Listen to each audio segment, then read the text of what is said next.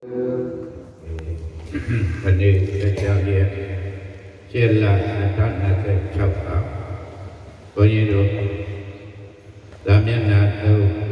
กายานุปัฏนาอิริยาบถะพระบาอภัยอดายตาตถานัมปะดานาอิอธิกุศลญาณเจ้าพระคนยิ่งรู้ดีเด็กอะไรก็มาดีเนี่ยดีปาลิกาย้อนดีดอตัวเองก็พยายามทำอยู่อะไรเนี่ยคนที่โดนอารมณ์พัดจะเอาในขณะนี้คนที่โดนเลิกได้มาด้วยผู้ตัวอย่างนี้ไอ้ตัวจะเป็นการอภิจะทุกยอดยาสีลายอย่างเขาอะไรจะมาดูคนที่ดูอาจจะมาพัดยาเด็กเราตัวอารมณ์ยิ่งใหญ่ใหญ่ตถานัมปะดานาอิอธิยิ่งใหญ่ใหญ่พุทธเจ้าอย่างเช่นปุณณาสัพเพเวเบกุเกสันโยวาเกสามิติปะดานาติทิโตวาทิโตมิติปะดานาติทิเลโนวาทิเลโนมิติปะดานาติเตยาโนวาเตยาโนมิติปะดานาติยะยายะทาวาเบนะนาคายโยอนิวิโดโหติตถานัมปะดานาติปุณณาสัพเพเวเบกุเกสันโยวาเกสามิติปะดานาติทิโตวาทิโตมิติปะดานาตินิเตโนวานิเตโนมิติปะดานาติเตยาโนวาเตยาโนมิติปะดานาติยะยายะทาวาเบนะนาคายโยเบนิวิโดโหติตถานัมปะดานาติพุทธาติตาติตาติဘုန်းကြီးတို့ကြရတာဟုတ်လမျက်နှာနေဣရိယာပုဂ္ဂိုလ်စဉ်းဉ္ဇဉ်ပိုင်းသပိတော့ရေးထားပါတယ်သွားကြလေပြီသွားဣတိယက်ကြလေပြီယက်ဣတိထိုင်ကြလေပြီထိုင်ဣတိအိတ်လေပြီအိတ်ဣတိပြပါသုံးသွားကြလေပြီသွားဣတိဝါယက်ကြလေပြီယက်ဣတိဝါထိုင်ကြလေပြီထိုင်ဣတိဝါအိတ်လေပြီအိတ်ဣတိဟာအဲ့ဒါဘုန်းကြီးတို့သုံးတာသာကြလေပြီသာဣတိဝါယက်ကြလေပြီယက်ဣတိဝါထိုင်ကြလေပြီထိုင်ဣတိဝါအိတ်လေပြီအိတ်ဣတိပေပါသာကြလေပြီသာဣတိဝါယက်ကြလေပြီယက်ဣတိဝါထိုင်ကြလေပြီထိုင်ဣတိဝါအိတ်လေပြီအိတ်ဣတိပေပါသာ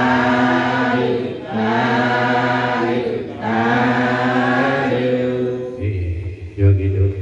သင်္นานလေးခြင်းရဲ့ရောက်ထပြီးတော့ဘုန်းကြီးရဲ့သိကူးမှုမရှိခဲ့တဲ့နေ့လွန်ခဲ့တဲ့နှစ်ပေါင်း2600လောက်ကဟောခဲ့တဲ့ကိစ္ဆံတော်ဝါကိစ္ဆာမိတိပန္နနာတိထိတော်ဝါထိတော်မိတိထိတော်မိတိဒီလိုလည်းပဲမှာသက္ကမက တာကိုတတ်တဲ့လို့ဆိုရင်ကိစ္ဆံတော်ဝါကိစ္ဆံကိစ္ဆာမိတိပသာနာတိချိကျောပါချိကျောမိတိပသာနာတိနေတိန်တော်ဝါနေတိန်နောမိပသာနာတိတရားနောဝါတရားနောမိတိတရားနောမိတိပသာနာတိအဲ့ဒါပါဠိအဲ့ဒီပါဠိကိုဘုန်းကြီးကသွားကြလေပြီးသွားဤတိကိစ္ဆံတော်ဝါကိစ္ဆံတော်မိတိကိစ္ဆံတော်ဝါကိစ္ဆာမိတိပသာနာတိ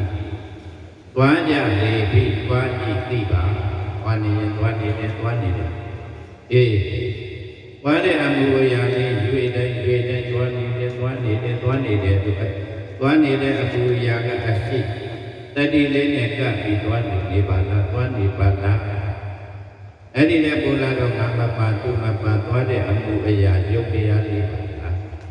အဲ့ဒီရုပ်တရားလေးသွားတဲ့အမှုအရာပေါ်ပေါက်သွားခြင်းနဲ့စိတ်နဲ့တရားလေးနောက်ကအေးအကြောင်းပြုလို့သွားမှုဖြစ်တာပဲခွေးတွေနွားတွေလည်းသွားနေတာပဲအေးသူတို့လည်းကိုလိုက်ရင်ပြောဟောအရှင်ကသွားနေတဲ့သွားမှုမှာပဲဟောအေးဟေးကောင်းလာခဲ့သူလာတာပဲအိတ်ဆိုရင်အိတ်တာပဲခွေးတွေအေးထိုင်နေသူထိုင်နေတာပဲအေးခွေးလေးတွေကလေးလိမ့်မှအဲ့ဒီခွေးတွေနွားတွေကတော့ဟောငါထိုင်နေတယ်ငါအိတ်နေတယ်ငါရက်နေတယ်ငါထိုင်နေတယ်လို့ငါဆိုတဲ့သိက္ခာရဒိဋ္ဌိလေးတွေကသတ္တန်တရားလို့ကိုကြီးကိုတွဲတယ်အဲ့ဒီလိုခွေးသည်နွားသည်ပြိဿံသည်ဘဝမှာယနေ့ဘုရားသားတော်သည်သမီးတော်သည်ဘဝရောက်အောင်ဟောသွားတဲ့အမှုရာဣရိယာပုသွားတဲ့အမှုအရာဣရိယာပုပေါ်အောင်နောက်ကသွားလိုက်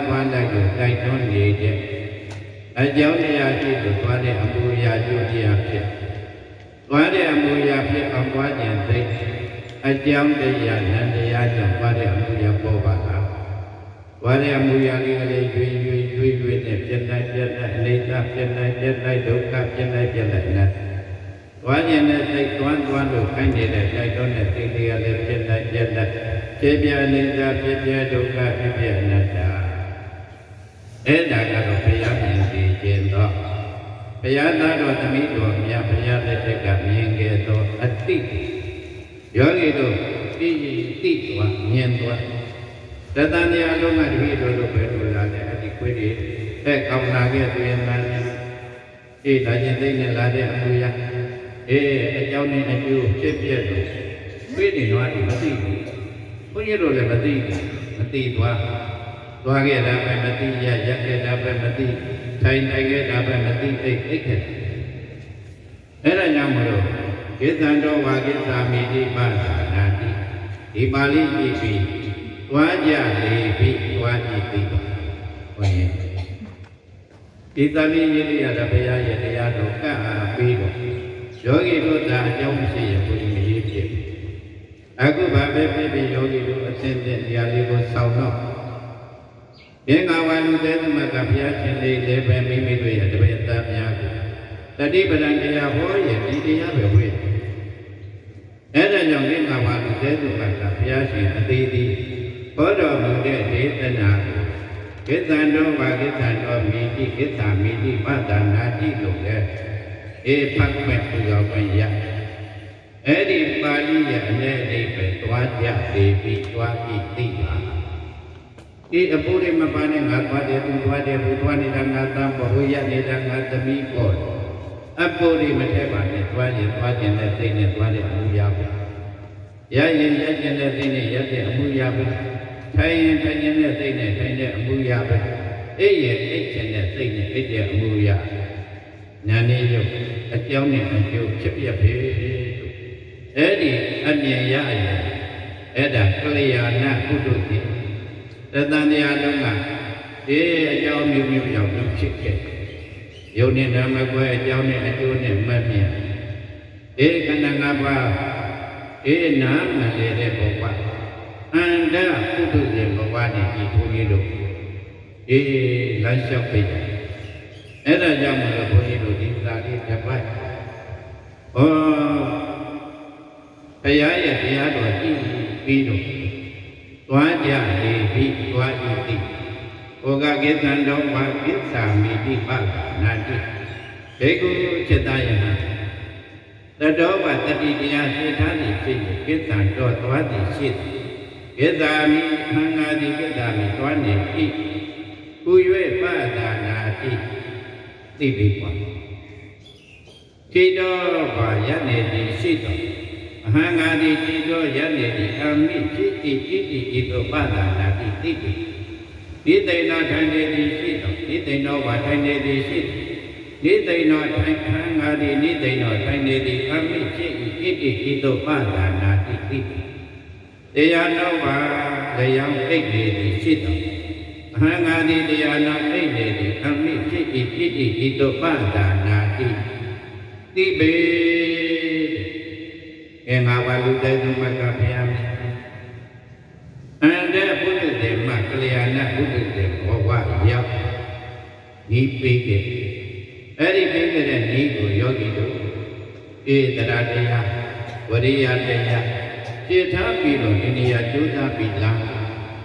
ဧဘုရားတရားတော်ဒီကိုနာယူမှတ်သားနိုင်တဲ့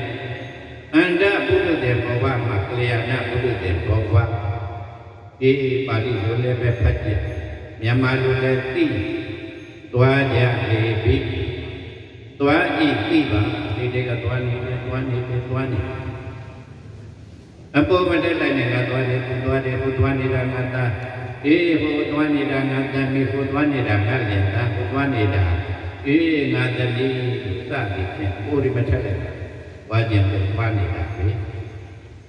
ရချင်လို့ရနေတာပဲထိုင်နေလို့ထိုင်နေတာပဲအိတ်ချင်လို့အိတ်နေတာပဲအဲ့ဒါကိုမဟာဘုဒ္ဓဝေတော်မှာဆရာတော်တိပိဋကဆရာတော်ကသွားလို့ရလို့ထိုင်နေလို့အိတ်လို့သိဘူးလူတယောက်ရနေပြီဆိုရင်ဟောသူရချင်တဲ့စိတ်လေးဖြစ်နေပြီထိုင်နေရင်လည်းထိုင်နေတဲ့စိတ်လေးထိုင်နေတဲ့စိတ်လေးဖြစ်တယ်အိတ်ရင်လည်းအိတ်နေတဲ့အိတ်ချင်တဲ့စိတ်လေးဖြစ်တယ်ဝါရင်လည်းဖားရင်လည်းသိနေဖြစ်နေပြီလို့ကံရိပ်ကိုညာရိပ်နဲ့ကြည့်ရင်သိတယ်ဆိုတဲ့အတိုင်းတရားတော်ကဝါလို့ရလို့ထိုင်နေလို့အိတ်လို့သိခုသိသိကြောင့်ပြီးသောဓဝါယောနန္နောကိုဝယ်ပြီးဝါကျင်တဲ့သိလေးပေါ်ရောခြေတော်ထဲမှာခြေစလုံးနဲ့ပေါင်းလို့ရှိတဲ့ဒီခြေတော်ထဲမှာရှိတဲ့ဒီကရေးရနေအထက်ကိုဒါကတည်းခြေတော်ကိုတက်ဒီတွေကချမ်းဆိုတကလည်းနှံ့အဲ့တော့ရင်စိတ်ကိုတိုးခြင်းနဲ့စိတ်နဲ့တိုးတဲ့အမှုတိုးခြင်းစိတ်လေးပြီးတော့တိုးတဲ့အမှုကြတိုးခြင်းစိတ်လေးနဲ့ဒီကလည်းဒီနောက်ကနေပြီးတော့တွုံးပြီးတော့ပို့သွားလို့ရလို့ထိုင်နေလို့သိလို့သိဟုသည်သိကြောင့်ပြီးသောဓဝါယောနန္နောကိုဝယ်ပြီးဘာယောပြီးသောယုတ်တိပေါ်ယုတ်တော်သွားပြီပုဂ္ဂိုလ်မသွားငါမသွားယုတ်သွားညာဖြင့်သည်ပုဂ္ဂိုလ်မရငါမရယုတ်ရညာဖြင့်သည်ပုဂ္ဂိုလ်မထိုင်ယုတ်မပုဂ္ဂိုလ်မထိုင်ငါမထိုင်ယုတ်ထိုင်ညာဖြင့်သည်ပုဂ္ဂိုလ်မအိတ်ငါမအိတ်ယုတ်အိတ်ညာဖြင့်သည်မာဘုဒ္ဓဝေဤမှာဆရာတော်ဘုရားဒီကဲ့သို့ဤတတိပဒံပါဠိတော်ဒီကိုဒီကဲ့သို့မွန်းတင်ပြီးတော့ရေးတော်မူတဲ့ဒီအဲ့ဒါကြောင့်သွားကြလေပြီးသွားဤသိပါရကြလေပြီးရဤသိပါထိုင်ကြလေပြီးထိုင်ဤသိပါအိတ်လေပြီးအိတ်ဤသိကြပါသိပေးပါသင်္ဃာလာကြအိတ်လေပြီးအိတ်ဤသိပေးပါပြီးဤသင်္ဃာလည်းပဲတတ်နိုင်တဲ့မြတ်ဤအောင်တရားတရားတော်နဲ့တတ်နိုင်တဲ့မြတ်ဒီရှင်းလေးနေ32လုံးနဲ့ယနေ့ယောဂီတို့ဖတ်လိုက်တဲ့ကုဏသပရံဘိက္ခဝေဘိက္ခုကိသံဒောဘာကိသာမိတိပါဒနာတိတရားနောဝတရားနောမေတိပါဒနာတိနေသိဏောဝနေသိဏောမေတိပါဒနာတိတိတောဘာတိတောမေတိပါဒနာတိဒီပါဠိတော်ချုပ်ပြီးတော့ဘုန်းကြီးတို့ရ ရေးခွင့်ရယောဂီတို့ရဲ့ပြည့်စုံယောဂီတို့ဒါအေးတဲ့အကြောင်းနဲ့ပြည့်ရင်ဘုရားဘယ်လိုမှမရေးပြအဲ့ဒါကြောင့်သာသနာအတွက်မေတ္တာအေးတော့ရာအညတ္တရကလိန်္ဂရအညတ္တရအေးမထင်ရှားတယ်အေးမေတ္တာငံလေးပြီးတော့ဘုရားရဲ့တရားတော်နဲ့အညီသွားကြလေပြီအဲ့တော့သူငါသွားတယ်ဝါရဲ့တတိထားဘယ်လိုတတိထားသွားနေတယ်လို့တတိထားဟာမေအေးဝါနေတယ်သွားနေအဲ့ဒါအပေါ်မတက်နေကသွားတယ်သူသွားတယ်ယောက်ျားမိန်းမသွားတယ်သားသွားတယ်မိန်းသွားတယ်အဲ့ဒီမလုပ်သွားတာသွားတဲ့အမှုရာလေးသွားနေတယ်သွားတဲ့အမှုရာနဲ့တတိနဲ့ကပ်ပြီးသွားနေတယ်ဒီလိုမှရင်ဒီသွားတဲ့အမှုပေါ့အကြောင်းတော့ရှိရသွားခြင်းနဲ့သိပဲသွားခြင်းနဲ့သိအဲ့ဒီသိလေးတွေဖြစ်ရောဒီခြေတော်ထဲမှာရှိတဲ့လေကတခါတည်းသွားဖြစ်အောင်တခါတည်းအကုန်လုံးပြန့်နှံ့ပြီးတော့သွားလို့ရလို့ထိုင်နေလို့အိတ်လို့သိဖို့ဒီသိရောင်ကြည်သောဓဝါယောနှံ့သောကိုယ်ပဲပြီးခဏတည်းရှိတဲ့ဒီတွေကခြေတော်ဖက်ခဏတည်းရှေ့တိုးလိုက်နောက်တိုးလိုက်ချက်သူကထောက်တာပြီးဒီလေးကရှေ့တိုးလိုက်ပြီးတော့ဒီလေးကလည်းရှေ့တိုးပြီးအဲ့ဒါကြောင့်သွားရင်သွားတယ်လို့ပြီးအဲ့ဒီသွားတဲ့အမှုရာလေးပုံအောင်သွားတယ်နဲ့သိရှိလို့သွားတဲ့အမှုရာနဲ့မျိုးပေါ်တာပဲသက်သိအောင်မလဲအဲ့တော့ရင်သွားတဲ့အမှုရာလေးကဓာတ်ဆိုတဲ့ခါတည်းအေးကြွလန်းချနေတဲ့ခါတည်းချက်သွားတယ်ကြွခြင်းနဲ့ကြွတယ်ကြွခြင်းနဲ့သိကလေးဖြစ်တော့ကြွတဲ့အမှုရာလေးဖြစ်ကြွတဲ့အမှုရာလေးဖြစ်ပြပြီးတော့ဟောအေးနှံ့ခြင်းနဲ့သိကလေးနဲ့နှံ့တဲ့အမှုရာဖြစ်နှံ့ခြင်းနဲ့သိနဲ့နှံ့တဲ့အမှုရာကလည်းအခုတပေသနဲ့လက်မှနှံ့ရင်အဲ့ဒီသနဲ့လက်မှအကုန်လုံးနှံ့ခြင်းနဲ့သိကလေးဝတ္တိဘယ်နှမှာရပ်နေလမ်းတဲ့အမူအရာလေးကလည်းကွက်ပြီးဘယ်နှမှာရပ်ဒီဖြတ်တယ်ဆိုတာဒီစိတ်ကတော့ရှိအတွင်းကလေးကအကျော်အတွင်းတစ်ခုကိုပိတ်ဆို့သွားတော့ဟောလေးကရှေ့ဆက်ပြီးတော့မတိုးမရလေးကနောက်ကတိုးမရတော့ရှေ့ကလေးနဲ့တိုးပြီးတော့ပို့လိုက်တဲ့သွေးကလေးရက်လေးကလေးရက်သွားမရငါသွားတာဆိုရင်သွားဝါကျင်တဲ့စိတ်လေးရှိပါလေးကလည်းတိုးပြီးပါဝါတဲ့အမှုရာတက်ဖို့ချက်အဲ့ဒါကြောင့်ဒီပြတ်ပြီးဒီကနာကြီးပဲလက်လေးပြတ်သွားရတဲ့ဒီမှာလေးတွေတော့ရှိသူသွားနေကြလားမသွားတော့ဝါကျင်တဲ့စိတ်လေးရှိပါရဲ့လက်ကလေးလှုပ်ချလိုက်တာလက်ကလေးဒါမှမဟုတ်လေးကမိမိသွားနေကြလားတက်ခုကိုပိတ်ဆို့သွားတော့လေးကမသွားဘူးဒီကမသွားနိုင်တော့တွေးဒီပါတွေကလည်းနောက်ကလိုက်လို့မရအဲ့ဒါကြောင့်လေးချက်ပြည့်ခဏကြီးကတော့လေးတိုက်သွားခြင်းနဲ့စိတ်ရှိတယ်သွားတဲ့အမှုရာမပေါ်တော့ရခြင်းနဲ့စိတ်ရှိတယ်ရက်တဲ့အမှုရာပေါ်တော့ထိုင်ခြင်းစိတ်ရှိတယ်ထိုင်တဲ့အမှုရာမပေါ်တော့အိတ်ခြင်းနဲ့စိတ်ရှိတဲ့အိတ်တာကတော့ဒါကုန်လဲတော့ဘုံကုန်လဲတော့သွားတာလို့ရက်တာလို့ထိုင်တာတို့ကတော့ရာကထိုင်တဲ့ဒီမချက်တဲ့ပုဂ္ဂိုလ်များထိုင်နာကလည်းပဲသူ့ဘာသူထိုင်နေတာမဟုတ်ဘူးဘေးကနေပြီးတော့မအပိထိုင်လိုက်အိတ်ဆိုတော့လည်းမအပိအိတ်ပေးလိုက်အဲ့ဒါကြောင့်အင်္ဂါရက်ပြည်တော်လေလို့သွားမှုတစ်ခုချက်တယ်ငါသူယောက်ျားမိန်းမကိုဘာကျင်တဲ့စိတ်အကြောင်းတရားကြောင့်ဘာတဲ့အမှုရာကျိုးဖြစ်ဘာကျင်စိတ်ဉာဏ်တရားကြောင့်ဘာတဲ့အမှုရာကျိုးတရားဖြစ်ရွေ့နဲ့ကြွခြင်းပဲကြွတယ်ဟောမရှိတော့လမ်းကျင်နေလမ်းတဲ့နေရာကတော့ဝိဝိတပီလောက်ဆိုရင်12လက်မှာလည်းမှလည်းအဒီမှာအသိကလေးတွေအဲ့ဒီအသိကလေးတိုင်းစိတ်ကလေးနောက်ကလမ်းမယ်လိုက်ဆိုတဲ့တိုင်းလမ်းနေတဲ့အမှုရတယ် သက်ဆန်းကြီးမတေလူတိဓမ္မလူတိဓမ္မကတော့တော့ပြမှာရတယ်ဒါမှမဟုတ်ဒီအဲ့ဒီထဲမှာပြိဋ္ဌာရာဝင်နေဒါကြောင့်ယထယထဝါကာယောပဏိဣတောတိပဋ္ဌာထရဏပဒါနာတိဘုန်းကြီးကနေသဘောကျလိုက်တာဣရိယာပုလေးပါဖယ်ပြီးတော့အကျဉ်ယောဂီပုဂ္ဂိုလ်ဒီအကျဉ်ကဲ့သို့သောခန္ဓာကိုယ်ကိုအမှုအရာကိုထားမိမိထားတဲ့ခန္ဓာကိုယ်အမှုအရာအတိုင်းနောက်ကအတိကကျွတ်မှတ်ပေးပါယထာယထာဝါပဏတ္တသာယောပဏိဟိတောဟောတိတထာတထာနံပနာတိဝါယံဝါရေတို့တိယံယတ္တေတို့တိထိုင်နေတို့တိအိတ်တယ်တို့တိအဲ့ဒီသွားတဲ့ရတဲ့ထိုင်တဲ့အိတ်တဲ့အမှုအရာဒီမဟုတ်ဘဲနဲ့ခန္ဓာကိုယ်ရဲ့အမှုအရာတစ်မျိုးမျိုးပေါ်နေရင်လည်းအမှုအရာတွေပေါ်နေတယ်သိပေးပါပြကြပါတော့သွားကျင်တယ်သွားတယ်ဣတံတော်ဝါကိတံတော်မိတိပတ္တနာတိသွားတဲ့နေရာမှာလည်းတတိထားလိုက်တော့ယောဂီတို့ဒီတို့တရားလည်းဘုရားကြီးပြီးတော့ကြွားတန်းချာနေကြွားတန်းကြောင့်လည်းကြွတယ်ကြွားတယ်နန်းနေချတယ်နေခန္ဓာကိုယ်ကြည့်လိုက်တော့လည်းဘုရားကြီးလည်းဘုရားကြီးနေတယ်ကြီးနေ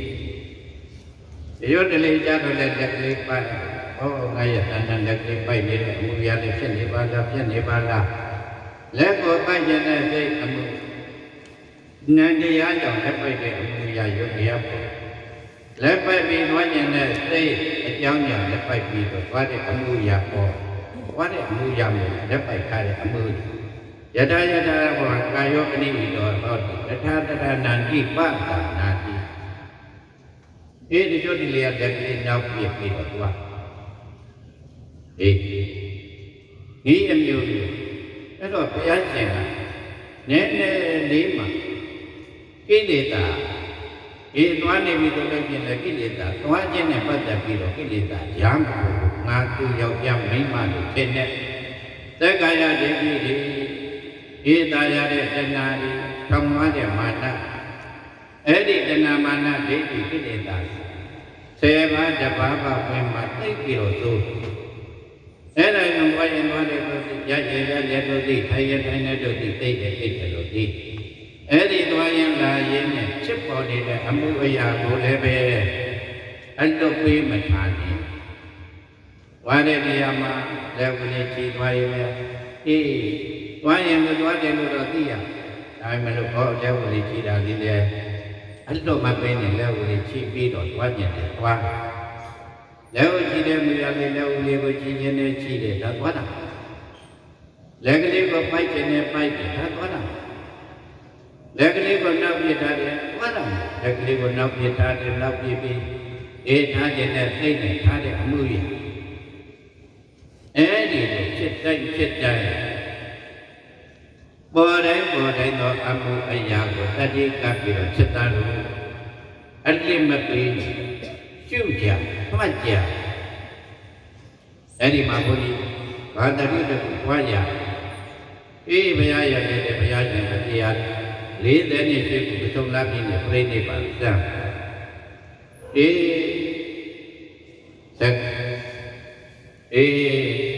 လာပနာဘွယ်ကြီးသိရင်တဲ့ဘုသောပြီးကျမကပ်ပါမတိကြီးများကဘုရားရှင်40ခန်းနဲ့ဘုရားတရားဘုရားဘုဒ္ဓဘုရားဒီဘုရားနဲ့မဖြစ်သေးကြာရင်ပြောက်တယ်တို့စုပေါင်းပြီးတော့ဘုရား40ခန်းနဲ့ဘုရားတဲ့ဒေသနာတွေတို့စုပေါင်းပြီးတော့သင်္ဃာယနာပြည့်မှတ်ပါမယ်ဒီဝိညာဉ်အဲ့ဒီလိုဒီဝိတော့လည်းပဲရဟန္တာတွေကလည်းနေတာရာဇိတို့ဒီတခုတည်းကိုနေတာသာဝတိတို့ဘဗနာကမေယောတို့ဘာတို့ဆိုတဲ့အကုန်လုံးနဲ့ရဟန္တာအဲ့ဒီမှာရာဇိတို့မြို့ကလည်းပဲကြောင်းကြီးကဆက်ချက်ကြောင်းရှိသင်္ဃာယနာတည်ရင်ပြည့်တရားထိုင်တရားတွေနဲ့ကြောင်းအနေနဲ့ပြီးဒါမှမဟုတ်45နှစ်တရားအလုပ်အပ်ဗိမိတာရမင်းသားတဲ့ပုဂ္ဂိုလ်တွေသူတန်းတားတဲ့ကြောင်းတွေက45နှစ်ဆိုတော့ဘာပြက်ဒီကပြက် ấy mà là thế này là chuyện bởi vì tên nói mấy từ đó thì của bia của một viên thì lúc đi một lần đúng mà phải mấy của cái gì aga đi anh em qua bao đi ta đi lên nên lúc cho lúc giặc lúc nhà này anh em về qua bia đi bao bao bia đi lên nhà này về lúc cho ông nhà mi rồi lúc giặc từ đó ấy thì mà tăng ai rồi đi đến ngày nào mai tiền thì anh lúc chụp gak ada kamar di luar bila aku masa boleh ngapau dia mau boleh ngapau tak ada dulu dia dulu banyak wang oh jadi dia jauh apa oh lah jauh dah kan rồi dengan apa yang ni bukan ni dia ni dengan ayah ni tu dengan ayah nanti jamin semangat baik dulu dah tu balik besar macam yang jadi tu buat yang ada ayah ni tu dengan nanti ayah ni kuih ni tu tahu ni jika emang dia ada yang ayah tu tangga ni yang dah ni tu dengan nanti yang tu panu yang dah yang ni jadi jika macam anda dah Buna liga, dia nabi tu, toda mampu sih, toda mampu sih tu ada betul jangan, abi demam, payah jangan dikau ni kau tahu tu mampu lepas sih, ada, anda, tu dengan nanti bagi tu yang dah kaya demam, ni nak toda mampu tu, cete, ni toda mampu yang dah dia juga yang makan baju itu demi ujian dua nasi yang dah dia juga dengan nasi baju minyak pergi dengan nasi luar masih pergi dekat tu dengan nasi pun sangkar memang baru siap juga Alu kali berjadi yang alu kali saja nondo, aduh, meyam, mesti mati ber, meyam mati kau jualnya, Allah ni yang mana buaya, memang malu masih boleh jual di, yang ada, ya kalau ada buaya malu jual raya malu. Ni yang macam tu, maya. Dengan anak yang boleh juga ni, dan yang nyaluk adu, walai yang lain, mat, mati yang tak mati. Ada yang ni pada ni, payah kan jodi pada jodi, yang ni pada ni apa macam mana? Thì thêm nên tốt nghiệp đi rồi, cái nhon giống mà ít đi rồi, anh ta đi mà đặt con xem ai vậy, nhon giống ít này, cái toàn là dân này thay này, ấy đi à cũng phải tốt đi rồi, mi ấy gì vậy, nhon giống đi là quá đi rồi vậy, nhon giống đi là vậy rồi nhon giống mà thì mình lên đi thay. Em nói đi thầy, đã nè, ít đi rồi mà mấy tôi đi rồi, em nói đi cái gì con nè, con mà chi, cái đó cái này gì đi làm gì, cái đó này gì nó đi làm cái gì, và quá để tôi cho được làm gì à, con nè con mà chi thế để vậy, ít đi đây tôi cho được gì à, thấy này amu yang cái này phải tôi để mình nói đi chơi, của vậy, con không vậy. Nghe đi rồi không nên không làm mà chi tiết là thấy này là người làm gì, thế là giờ léo cây giặt qua đi vào bộ gì mà nước đi rồi, ở trên này ở trên bộ gia đình phương, vậy như vậy tôi gia bà tôi anh làm thế là nhân giống cái này giờ ra qua cái cái này thì rồi thì ta nàn đi quá là nàn đi ယောဂီပုဂ္ဂိုလ်ဒီအရှင်ကဲ့သို့သောခန္ဓာကိုယ်အမှုရာရှိတို့ရှိနေတဲ့အမှုရာတိုင်းအဲ့ဒီအမှုရာလေးတိုင်းမှတ်ပါဒါနဲ့အမှုရာလည်းမဟုတ်ရတဲ့အမှုရာလည်းမဟုတ်အိတ်တဲ့အမှုရာလည်းမဟုတ်သွားတဲ့အမှုရာလည်းမဟုတ်ရာတာဒါနဲ့ပတ်သက်မဟုတ်တဲ့ထိုင်တော့တိုင်းနေတာလေလက်ကလေးကဝိဇ္ဇာပတ္တပတ္တကလေးကရွတ်ဘုဒ္ဓံတရဏဂေသမိဓမ္မံတရဏဂေသသံဃာံထိုင်ပြီးရွတ်ထိုင်တဲ့အမှုရာကိုရွတ်ဘုရားကုဏရွတ်နေဘုရားကုဏလေးရွတ်လေးရွတ်ခြင်းနဲ့ရွတ်ဘုရားကုဏလေးရွတ်ရင်ဖြင့်ရွတ်ခြင်းနဲ့ရွတ်ထိုင်ပြီးထိုင်တဲ့အမှုရာမှမှာလားဆိုတော့ထိုင်တဲ့အမှုရာမဟုတ်ယထာယထာဝကာယောပရိဟိတောဟောတတတတနာတိပတာပဇက်ကရွတ်တဲ့အမှုရာဒီလက်ကလေးချိုးနေလည်းလက်ကလေးချိုးနေတယ်ချိုးခြင်းနဲ့ချိုးတယ်ဟောပါတတိလေးကကမ္မနေရှိပြီလို့မှတ်မထားနိုင်တော့ဘုဒ္ဓံတရဏဂေသမိဓမ္မံတရဏဂေသမိသံဃံတရဏဂေသမိလက်ကလေးချိုးခြင်းနဲ့ချိုးအဲ့ဒါသွားတာလည်းမဟုတ်ရတာလည်းမဟုတ်ခိုင်းတာလည်းမဟုတ်သိအဲ့ဒီအမှုရာလေးတွေလည်းပဲမတိဆိုတဲ့အဝိဇ္ဇာကိလေသာဓာမညာတိဆိုတဲ့ဝိဇ္ဇာနဲ့တိုင်တိနဲ့ဝရိယနဲ့ကပ်ပြီးတော့မှတ်ပေးပါမရကိုယ့်ရဲ့သားကိုယ့်ရဲ့သမီးခရီးတစ်ခုထွက်တော့မဲ့သူရင်မင်းတတိထမ်းရှေ့သွားဖို့ကြီးတတိမထမ်းနဲ့ဘေးတို့ကိုယ့်ရဲ့ညမကြီးပါလာတဲ့ဘေးနဲ့ရှေ့သက်ပြီးဘယ်လိုပဲနည်းသိသိဖို့ကသာအမိပါများတာအိမ်ကမတော်တဲ့ချေပါလို့ပါဘုရားရှင်ကလည်းပဲရတယ်သွားတယ်ထိုင်နေအိမ်ရရင်ရတယ်လို့သိသွားရင်သွားတယ်လို့သိထိုင်ရင်ထိုင်နေသိအဲ့ဒီတွေကအပူလေးတော့ပါဦးမှာပဲရနေတဲ့အချိန်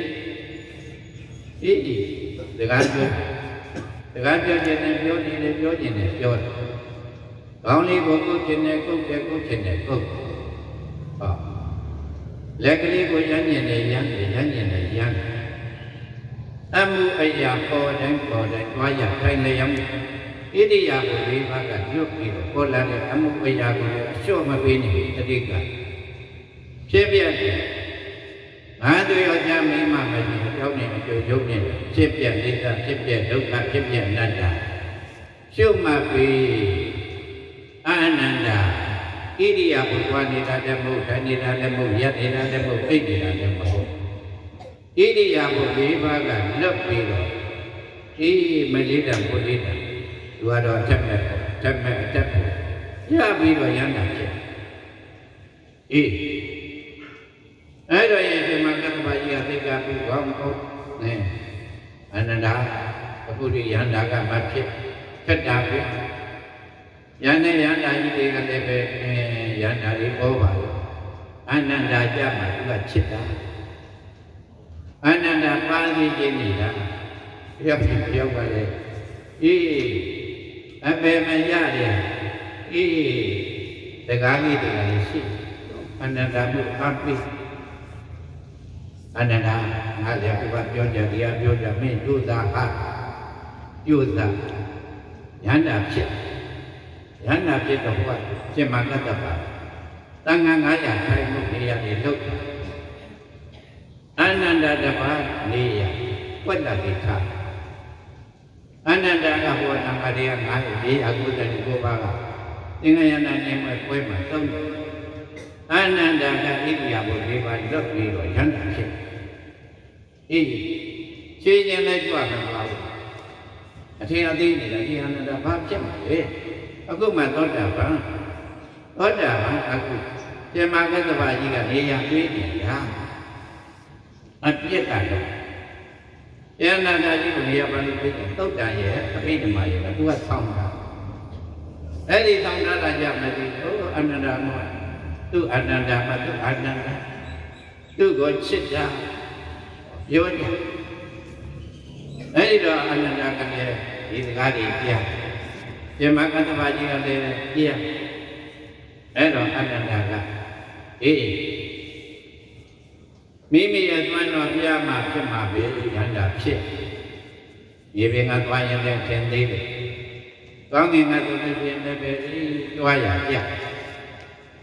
ဒါနဲ့မြေကြီးတွေကဘောကနန္ဒ900 499ပါးထိုင်လို့နေရပြန်တာ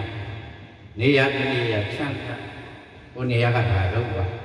ကိုနေရဘက်ကပါတော့အနန္တဘုရားဗျာအနန္တဘုရားဟာသင်္ဃာယနာတင်တော့မှာဘယ်နဲ့တော့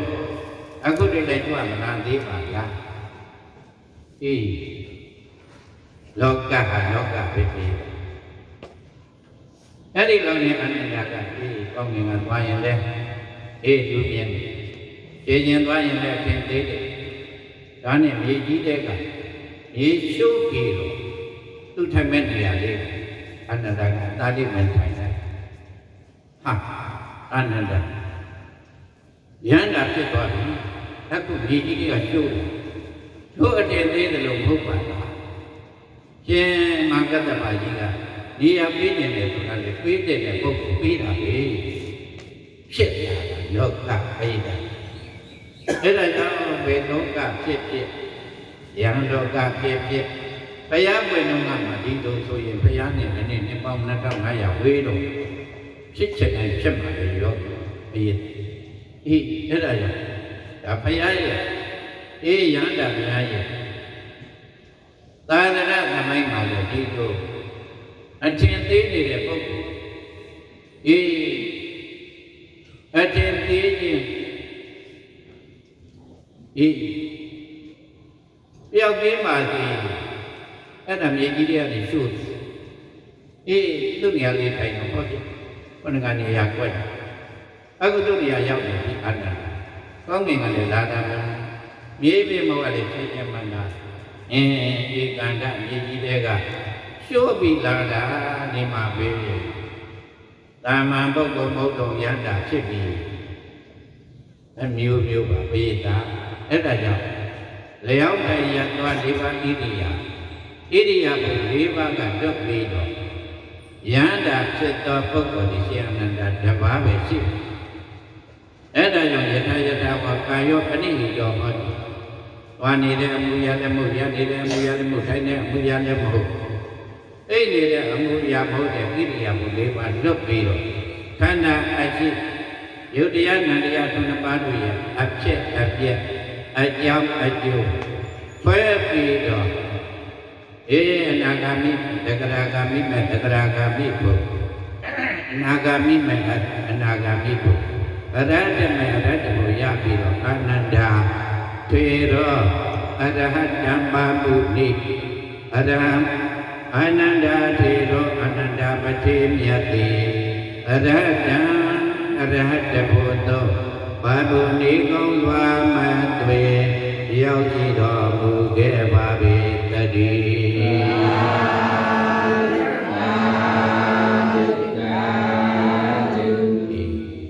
အဲ့ဒါဣရိယာပု၄ပါးလွတ်ပြီးတော့ဟောလာတဲ့အမှုအရာကိုအကြောင်းနဲ့အကျိုးနာနေရုပ်ဖြစ်ပြတင်ပြီးတော့လည်းပဲရှုမှတ်ပေးကြစိတ်ကိုမချဘူးဗျာ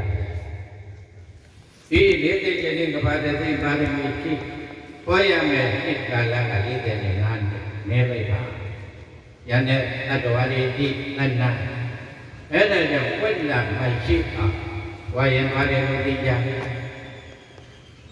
ရရင်ရတယ်လို့သိကြဘယ်ရင်လည်းလို့သိပြီအိရင်အိတယ်လို့သိပြီအဲ့ဒီလျောင်းတဲ့ရသွားဣရိယာပု၄ပါးရဲ့နာမနာသေးနေဟာယတဝါကနတ္တကာယောပဏိဟိတောဟောတတနံပရဇာနာတိဒါနဲ့အမှုရာမဟုတ်ရတဲ့အမှုရာမဟုတ်သွားတဲ့အမှုရာမဟုတ်သိတဲ့အမှုရာမဟုတ်အမှုအရာသင်တို့ရဲ့ခန္ဓာကိုယ်လာရင်လေ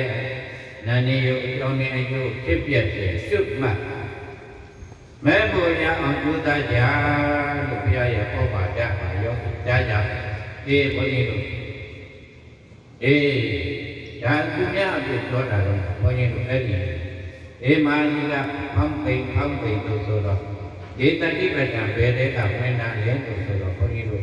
ဒါအတိအကျတော့ဘုန်းကြီးတို့သိ ယထာယထာဝကနတ္တကာယောပရိယောဟောတိယထာတတနာပတ္တာနာတိဒီပါဠိထဲကနေပြီးတော့ဒီဘုံရင်တို့ဒီပိရင်တို့သိအာနာပါနနဲ့ပဲသွားပြီးဝင်သွားပြီးအဲ့ဒီအတိအာနာပါနကမ္မဋ္ဌာန်းနဲ့မဟုတ်သူကကာယ ानु ပတနာသတိပဋ္ဌာန်သိရိယပပ္ပကနေပြီးတော့မာကြီးတို့ဉာဏ်နဲ့ကြည့်တဲ့အကြောင်းဘုန်းကြီးတို့ဒါသိရပါလေမာရင်တည်းတာသိကဓမ္မသိန္ဒနံဓမ္မတတ္တဧနောသက်တရဲ့ခြေမြတ်နေဟံကြောင့်ကြောင့်မံကိုပမံွယ်ဝေတို့တည်းယံတိယံတိဝိတယယံတိဘောနောတို့တို့တာကိုပြုပါဒ